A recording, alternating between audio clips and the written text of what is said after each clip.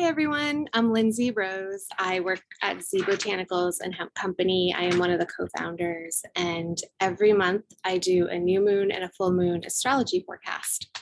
And this astrology forecast is for February 1st at the Aquarius New Moon happening at 12 degrees. It's also happening on Imbolc, which is a cross-quarter holiday that the Celts used to celebrate. And we're in between the winter solstice and the spring equinox. It's an awesome time of year if you live anywhere where you experience the deep winter, as the days are getting longer and the sun seems to be brighter. And for me, it feels more hopeful. Things start to feel like they're awakening, and we're reminded that the seeds that are covered with snow and deep in the ground are starting to awaken. And within a few months, it'll be spring. So happy Imbolc and happy new moon in Aquarius. So with every new moon, it's a new seed being planted. The moon is at its newest phase as it starts to get lighter and lighter and fuller and fuller. So every new moon is an awesome opportunity to set an intention. And this new moon takes place at 12 degrees of Aquarius. So you can look at your own chart to see where, what house Aquarius falls in for you. But the moon is ruled by Saturn because Saturn is the traditional ruler of Aquarius. And this moon in particular, because Saturn really rewards organization and hard work, is really asking you to put into writing what you're hoping to manifest over the next month through this new moon phase, and then also for the next 6 months. Because 6 months from now, we'll have the full moon in Aquarius, where you'll be able to see how all your intentions manifested. And also, this is a really good time to think back to 6 months prior. So we're at February 1st, so that's, what is that, August 1st? What was happening in your life then? Did you consciously manifest intentions that you did 6 months ago? Or that it would have been the full moon 6 months ago, but it's connected. It's part of the same cycle. So back to this new moon in Aquarius. Aquarius, when I think of Aquarian people that have either their sun in Aquarius or multiple planets in Aquarius, I think of revolutionaries, people that could be rebellious. They're very focused on humanitarian subjects and making sure that people are safe and equal, and very futuristic, have great ideas. They're often eccentric and they think outside the box. So this moon is all that too. It's a revolutionary moon. It's a rebellious moon. It's asking us to focus on humanitarian subjects and to really think about the future. So this is a time to dream big, but also to make plans to make those dreams come true. And Saturn, because again, this moon is ruled by Saturn, really rewards hard work and structure. So, it's time to kind of get our hands dirty and make all of the visions of the future that we want to collectively create come true. It's a very sweet new moon, and I was thinking about the signs that are going to be mostly impacted by this new moon, and it's anyone that has a lot of energy in a fixed sign. So when I say a lot of energy, I mean either your ascendant, your sun, or your moon falling in Leo, Aquarius, Scorpio, or Taurus. So the nodes also, the north node, which is our collective destiny, and our south node, which is our collective past, just moved into Taurus and Scorpio, which are also fixed signs. So there's a lot of energy in the fixed signs, and you should definitely look at your own chart to see how much energy you have in fixed signs, to see how this moon is going to affect you.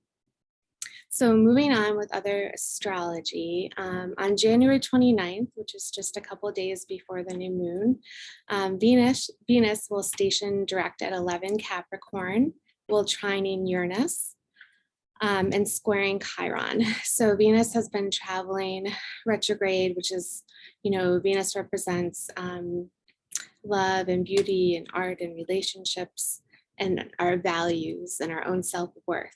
And so all of those topics have kind of been being revisited, reviewed, revised, often during Venus retrogrades. People from our past, often women or ex-partners, will pop up either in our dreams or in real life. They might shoot you a text or PM you or just be on your mind. And it doesn't mean that you want to be back in those relationships, whether it was romantic or a past friendship or whatever, but it's coming into the collective for you to remember what you learned from those people in your life.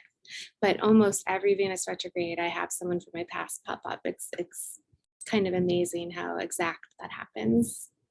Comment in the video if that happens to you as well. But on January 29th, Venus is going to station direct at 11 Capricorn while trining Uranus. And if you remember, when she stationed retrograde, she was conjunct Pluto. So it brought up a lot of Venus and Plutonic issues. And this time when she stations direct, the trine to Uranus is very freeing and forward thinking, and it's a beautiful aspect to have, to find freedom within relationships. And squaring Chiron, it's an opportunity to really work on the areas where we're more sensitive, or our wounding. Can be tender, but it's a really great opportunity to turn the wounding into a healing lesson for ourselves. So that's happening on the 29th of January. On February 1st, when we have the new moon in Milk, Juno, the asteroid Juno, planetoid Juno enters Aquarius. And we already have a lot of Aquarius energy because it's an Aquarius new moon, and we have Saturn in Aquarius. And Juno really represents traditional relationships. And as she moves into Aquarius, you can expect traditional relationships to have new and unconventional patterns and uniqueness. It might just be that our world is changing, therefore our relationships need to kind of be upgraded, and that can look very different for all types of people. And again, it's going to affect everyone differently depending on where Aquarius is in your chart. On February 3rd, Mercury, who's been retrograde, is going to station direct at 24 Capricorn, only 3 degrees away from Pluto. That's a conjunction. And Mercury, this is one of the 4 times that Mercury is going retrograde in this year. The next one's going to be in Gemini in May.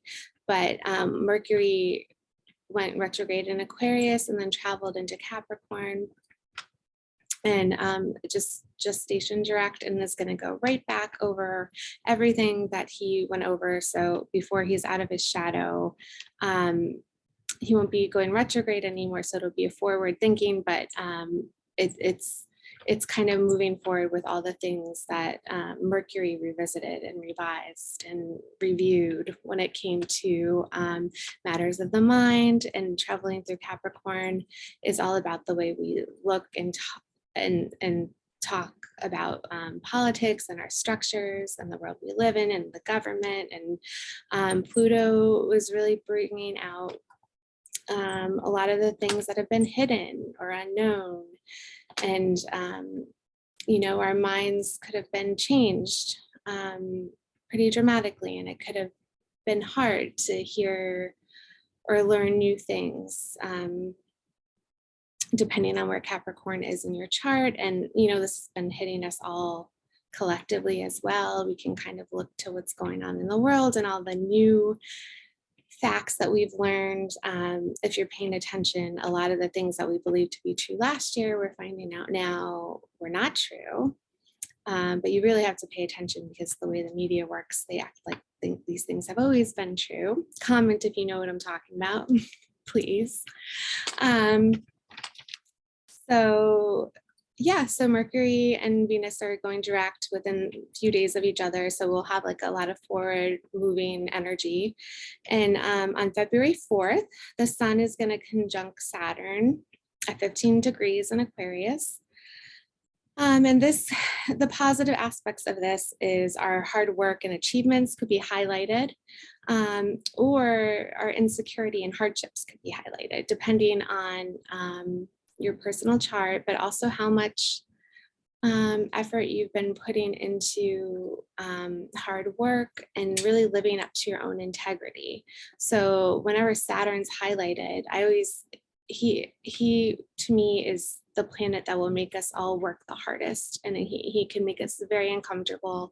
But if you do the work and don't ignore it, and you live in integrity, which is another keyword for Saturn, and you really live true to yourself, even if it's the harder decision, he always rewards you. So whenever there's the Saturn transits, it's going to affect us all differently. So have we been doing hard work? Have we been living in integrity? If not, it's going to be hard transit. If yes, you're going to be rewarded with longevity and stability. That's how Saturn works. Looking at my notes. So on February 8th, Mars in Capricorn will trine Uranus at 11 degrees of Taurus. And Uranus and Pluto, which I already mentioned, are going to be triggered a lot this year. And Saturn as well. But Mars moves pretty quickly. So this Mars trine to Uranus is probably going to last about a week. And this is going to bring on strong desire for independence and a fight for what's passionate. Another keyword for this is breaking free. On an individual level, it's great for new projects. It'll bring a lot of energy and fresh ideas. On a mundane level, you know that the tension between Saturn, structures, government, and the people wanting freedom and to break past boundaries, that's been happening all year. It'll continue to happen all year. So this Mars trine is kind of already going to activate with that energy that's already happening. So we might see, we might see more breaking free of the people, and it might bring up more fighting collectively. I hope for the best, but it really does bring on a strong, independent energy. So again, it can affect you in your individual lives, but it also can affect you. It's affecting the world collectively. So on Valentine's Day, on February 14th, Pluto is going to trine our north node at 27 degrees. So Pluto, I think I mentioned this in the last video, is at where he was at in 1776, when our forefathers signed the Declaration of Independence. And this is the first time he's back to that degree since then. So a lot of intensity and determination about our collective future is coming up from that degree, trining our north node, which is our collective future. It's a really interesting aspect, and I think it gives us the ability to transform at a societal level. We could collectively decide where we're going with our future. But remember, Pluto, a lot of astrologers say he brings about transformation, which I also agree, but I really think he brings out the impurities. So everything that's been hidden and maybe working underground, when he gets activated, he brings that out. So I'm really interested to see exactly what that's going to bring around Valentine's Day. And those are all the big transits that are happening for the next 2 weeks. I'm going to do another video at the full moon for the last 2 weeks of February. The exact Pluto return is happening on February 22nd. It's a once in a lifetime aspect. And other keywords for Pluto, just to keep in mind, are extreme power, and what's changing with the dynamics of power, because Pluto is in Capricorn, which is the sign of government and the people. We've already been experiencing it because Pluto is such a slow moving planet. And things are already coming up, but the exact degree is going to be hit on the 22nd of February. So yeah, that's it for now. I could probably talk on and on about it. I'm going to do a video at some point, hopefully soon, about how to run your own birth chart on astro.com. I still use astro.com and I do professional astrology readings. It's free and they have so many ways you can run charts. You can do synastry charts, so you can compare yourself and a loved one. You can do your solar return charts. It's really good to know the layout of your birth chart. So when we're doing these new moon and full moon videos, you can know exactly where they fall in your chart. And just really quickly before I get off the call, I'm going to share my screen.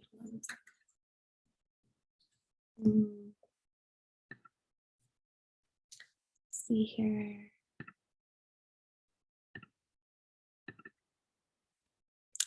All right, I think I'm sharing my screen and I'm gonna open this chart. This is from astro.com and I ran a chart for the full moon. I put the time of, the new moon. I put the time of the new moon and I just put White River Junction where our apothecary is. This is our apothecary. And this is where all the planets are going to be during our new moon on Monday the 1st in the eastern part of the United States. And you can see here the moon and the sun are conjunct because that's what a new moon is. And they're only a few degrees from Saturn.